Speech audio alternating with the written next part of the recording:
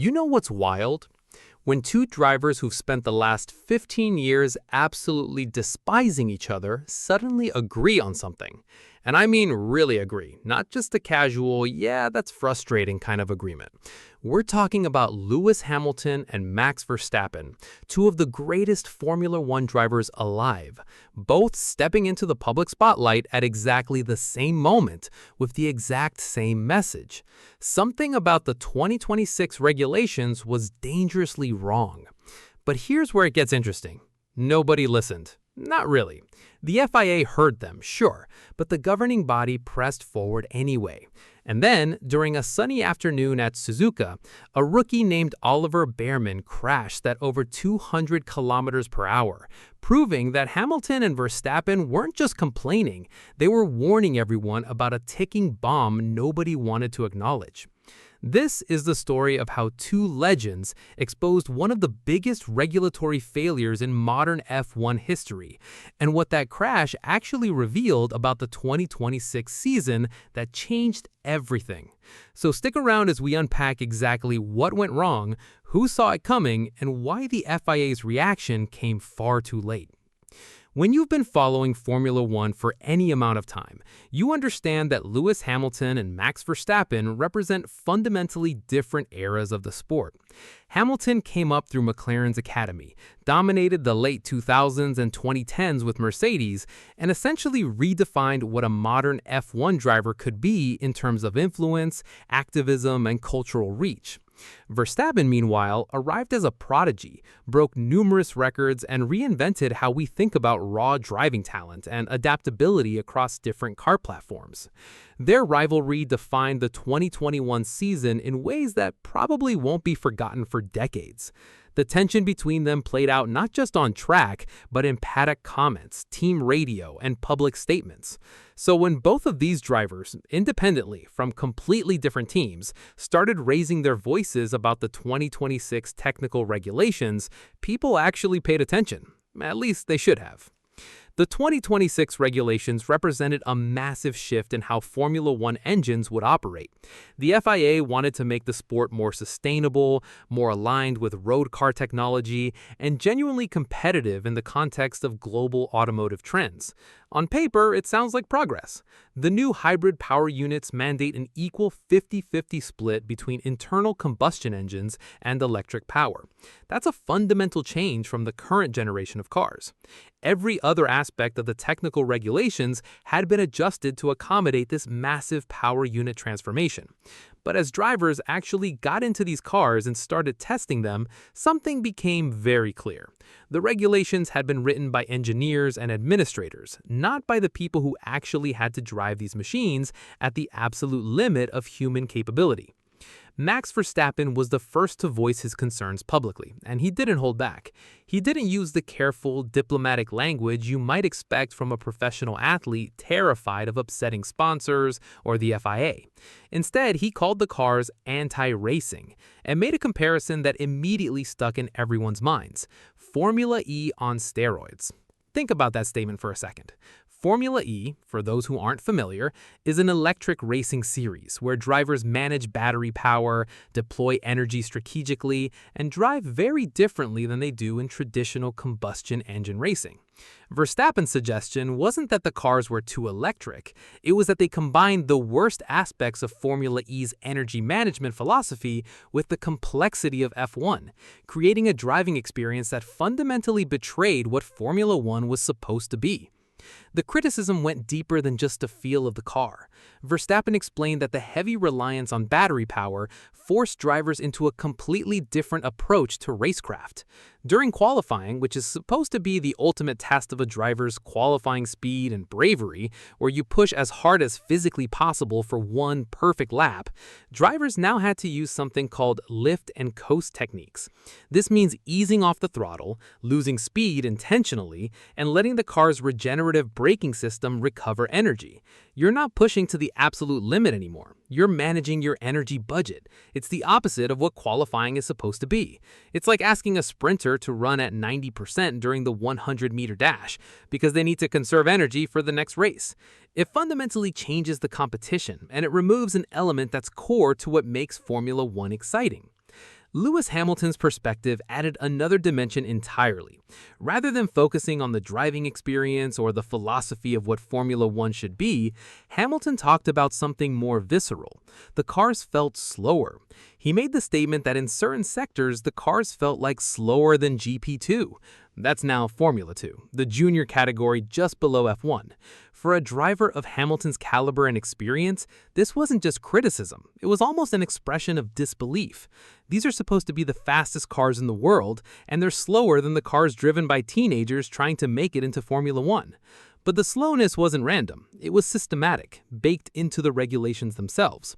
Hamilton then revealed specific numbers that made the problem concrete and measurable. Drivers, he said, were being forced to lift off the throttle for up to 600 meters on certain straights. 600 meters! That's a massive distance, nearly the length of 7 football fields, where you're not accelerating, not pushing, just coasting and regenerating. You're not pushing to the absolute limit anymore. You're managing your energy budget. It's the opposite of what qualifying is supposed to be. It's like asking a sprinter to run at 90% during the 100-meter dash because they need to conserve energy for the next race. It fundamentally changes the competition, and it removes an element that's core to what makes Formula One exciting. Lewis Hamilton's perspective added another dimension entirely. Rather than focusing on the driving experience or the philosophy of what Formula One should be, Hamilton talked about something more visceral. The cars felt slower. He made the statement that in certain sectors, the cars felt like slower than GP2. That's now Formula 2, the junior category just below F1. For a driver of Hamilton's caliber and experience, this wasn't just criticism, it was almost an expression of disbelief. These are supposed to be the fastest cars in the world, and they're slower than the cars driven by teenagers trying to make it into Formula One. But the slowness wasn't random, it was systematic, baked into the regulations themselves. Hamilton then revealed specific numbers that made the problem concrete and measurable. Drivers, he said, were being forced to lift off the throttle for up to 600 meters on certain straights. 600 meters! That's a massive distance, nearly the length of 7 football fields, where you're not accelerating, not pushing, just coasting and regenerating. You're not pushing to the absolute limit anymore. You're managing your energy budget.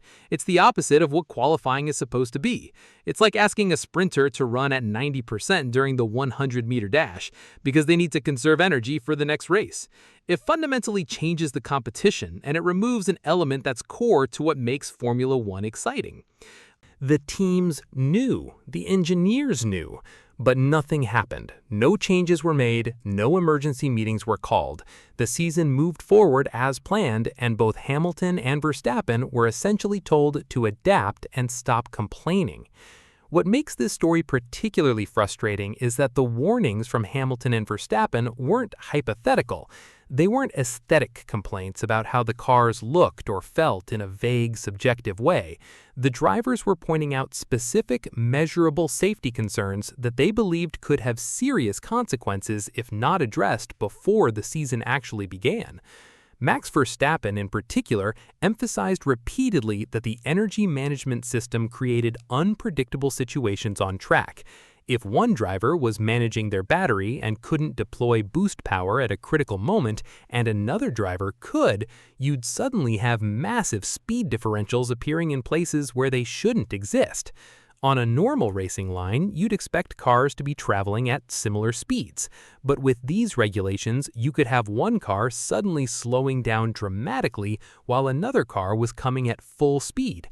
That's not a racing challenge, that's a safety hazard. The specific danger Verstappen was describing relates to something called clipping, where a driver's battery is completely depleted and they can't access any of the electrical power boost. Imagine you're on a straight and your battery is dead. You can only run on the internal combustion engine, which produces significantly less power. The driver ahead of you, meanwhile, has a full battery and deploys the maximum 350 kilowatts of electrical boost. Suddenly, there's a speed difference of potentially 30 or 40 kilometers per hour between two cars that are very close together. On a high-speed straight, that's an incredibly dangerous scenario. The following car can't predict when the lead car will suddenly slow down, and the lead car driver might not even realize how much slower they've become relative to the car behind them. These weren't just abstract concerns either. There were reports from test sessions and pre-season activities that drivers were struggling with these exact scenarios. The FAI had received feedback, had discussed it internally, and had acknowledged that the regulations were creating some unexpected challenges. But the governing body's approach was essentially to move forward and address any problems as they arose during the season. This is a philosophy that works well for minor technical adjustments or setup changes. It does not work well for fundamental safety issues. It's like discovering that your car has defective brakes before you drive it across the country, saying, "We'll fix it when we hit the next town," and then driving onto the highway anyway. What's particularly striking about this part of the timeline is how patient Hamilton and Verstappen actually were. They didn't go to the media immediately. They didn't create a massive public spectacle in the weeks leading up to the season. Instead, they raised their concerns through proper channels. They communicated with the FIA. They discussed the issues with their teams. They gave the governing body every opportunity to recognize the problem and implement changes proactively. And when those concerns were dismissed, when they were told essentially that their feedback wasn't critical enough to warrant rule changes before the season actually began, that's when both drivers took their concerns public. They weren't being petulant or attention-seeking. They were escalating because they genuinely believed that the current regulations posed a significant risk to driver safety. The FAI's response to these public statements was interesting. There wasn't a dismissive denial. Instead, the governing body essentially acknowledged the concerns while insisting that everything was under control. They pointed out that the regulations had gone through extensive development. Engineers from all the teams had been involved in the process. The regulations had been tested extensively. Everything suggested the cars would work fine. The FAI's position was basically, "We understand your concerns, but we're confident in the regulatory package we've developed. Let's see how it plays out in competition." It's a position that, in retrospect, looks arrogant and reckless, but in that moment, before any actual incident had occurred, it was a position that at least had some logical foundation. After all, you can't stop a whole season based on driver concerns about how the cars feel, right? You need concrete data, specific incidents, something that proves beyond doubt that there's an actual problem. Well, the FAI was about to get exactly that kind of concrete data, and it was going to come in the form of a spectacular crash at one of the most famous racing venues on the planet. Early in the 2026 season, during the Japanese Grand Prix at Suzuka, something happened that would essentially validate everything Hamilton and Verstappen had been publicly warning about for weeks. A rookie named Oliver Bearman, driving for one of the teams, was involved in a collision that resulted in a massive accident. Now, accidents happen in Formula One all the time. Drivers crash. Sometimes it's their fault. Sometimes it's another driver's fault. Sometimes it's just racing. But this particular crash had a very specific cause, and that cause directly connected to the regulatory issues that Hamilton and Verstappen had been publicly warning about for weeks. Bearman was on a straight when his vehicle collided with a car driven by Franco Colapinto, who was driving an Alpine. The collision happened at a moment when both cars should have been traveling at very similar speeds. They were on the same straight, both trying to maintain their position or gain track position. But here's what actually occurred. Bearman was deploying the full 350 kilowatts of electrical boost power. His battery was charged, his systems were functioning normally, and he was operating at the maximum power output the regulations allow. Colapinto, meanwhile, was experiencing exactly the scenario that Verstappen had warned about. His battery was completely depleted. He was clipping, running on combustion power alone and producing significantly less total power output. The speed differential between the two cars, despite both drivers trying to maintain steady pace on a straight, was approximately 50 kilometers per hour. At 31 miles per hour differential on a high-speed portion of track, a collision becomes not just possible, but almost inevitable if positioning and timing align a certain way. The impact was severe. This wasn't a minor incident or a small tap. Bearman's vehicle was damaged significantly, and the crash had the kind of energy that immediately raised concerns about whether the driver had been injured. Thankfully, Bearman wasn't seriously hurt, but the damage to the car and the nature of the incident made the cause immediately obvious to anyone who understood the sport. This was exactly the kind of accident that Verstappen had been describing, a collision caused directly by the energy management system creating unpredictable speed differences between competing vehicles on the same section of track. The moment Bearman's car came to rest, the FIA's radio communications probably started moving at lightning speed. Teams were calling in, engineers were analyzing data. Within hours, everyone in the Formula One paddock knew exactly what had happened and why it had happened. And more importantly, they all knew that Verstappen had called this exact scenario weeks earlier. Verstappen, when commenting on the incident afterward, made a remark that was almost bitter in its accuracy. It's what you get with these things. One guy is stuck with no power, the other uses mushroom mode. The mushroom mode reference is F1 insider terminology for the maximum boost deployment. Imagine a mushroom cloud of power. His statement was essentially a concise summary of why the crash had occurred, and it was delivered with the tone of someone who had already explained this exact problem to people who didn't want to listen. What happened after the Suzuka crash was remarkable because it essentially confirmed everything about the regulatory failure and the process by which it had been handled. The FIA couldn't ignore this anymore. They couldn't simply move forward saying everything was fine. There was a concrete incident captured on cameras, analyzed by engineers, witnessed by the entire racing community. The governing body had to act, and they did. But not in the way you might expect from an organization that had thoroughly considered its regulations before implementing them. Within weeks of Bearman's crash at Suzuka, the FIA convened an emergency meeting in London in April 2026. This is notable because it's not standard procedure. The FIA doesn't typically call emergency meetings to discuss regulations mid-season. That kind of action is reserved for genuine safety concerns that can't wait for the next scheduled regulatory review. The fact that the meeting was called and that it was called quickly was the FIA essentially admitting that there was indeed a serious problem that needed to be addressed immediately, rather than slowly over time through normal channels. The outcome of that emergency meeting resulted in urgent rule tweaks that were implemented immediately. The most significant change involved capping the boost deployment in corners to reduce the closing speeds that had contributed to Bearman's accident. The idea was to prevent situations where one car could suddenly deploy maximum power while another car was traveling significantly slower, reducing the possibility of the kind of speed differential that had led to the Suzuka crash. It wasn't a complete overhaul of the regulations. It was targeted, strategic changes designed to address the specific safety issue that had been identified. But here's what's important about this response. It was an emergency reaction to a problem that had already been identified and warned about by Hamilton and Verstappen.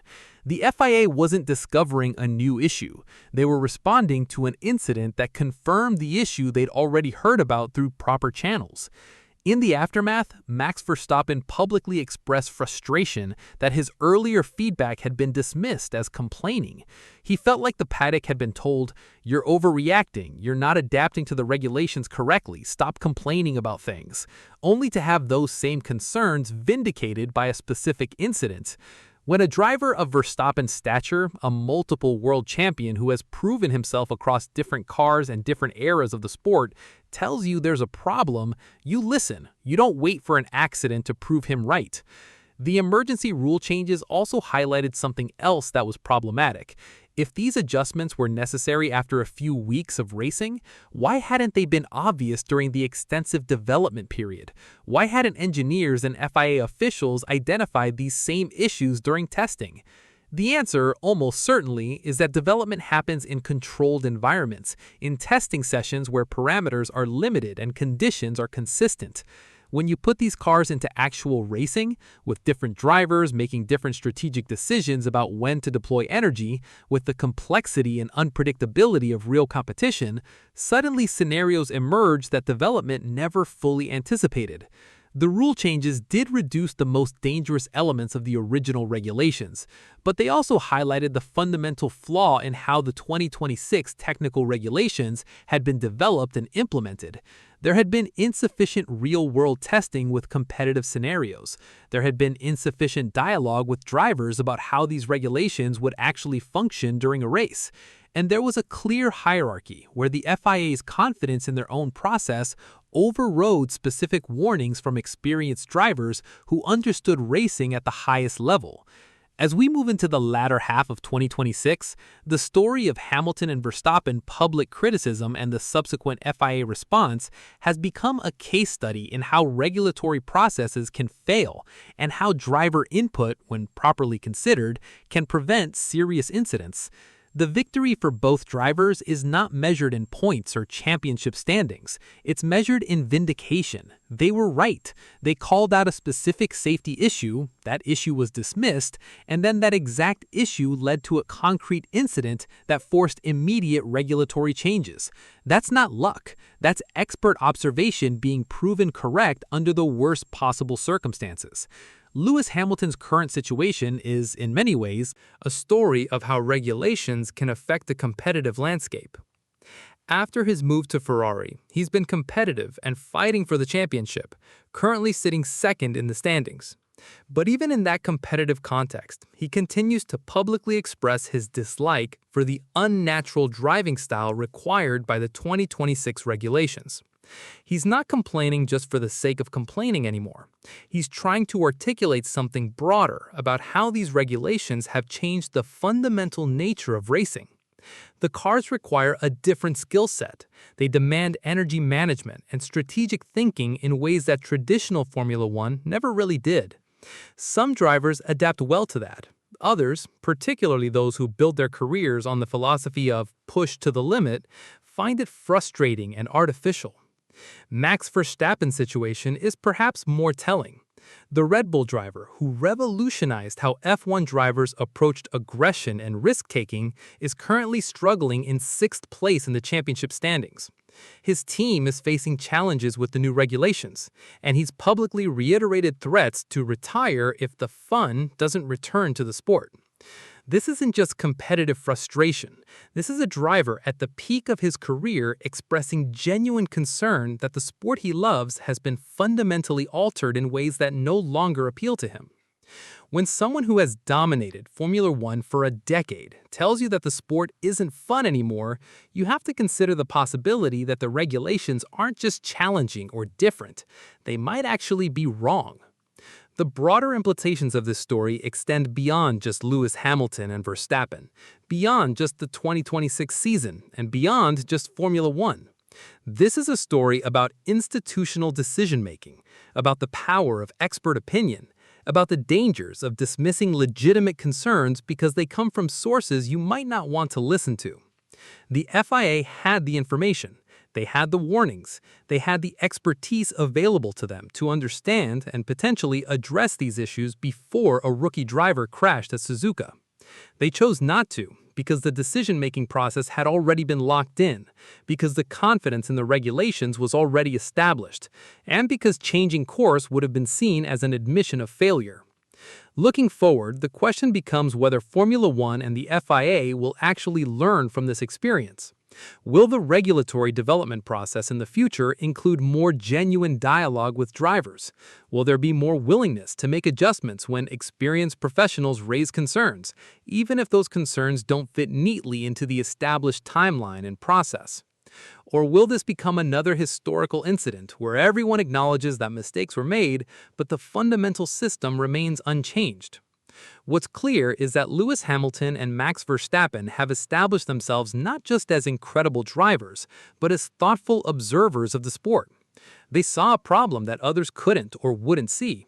They tried to address it through proper channels. When that didn't work, they went public.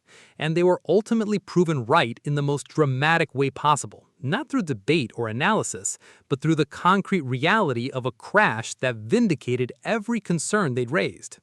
That's a powerful statement about the value of listening to people who actually know what they're talking about, even when their message isn't convenient or easy to act on. In a sport that's constantly pushing for innovation and change, maybe the most important innovation would be to actually listen to the voices of the people who live inside these machines at the absolute limit of what's physically possible.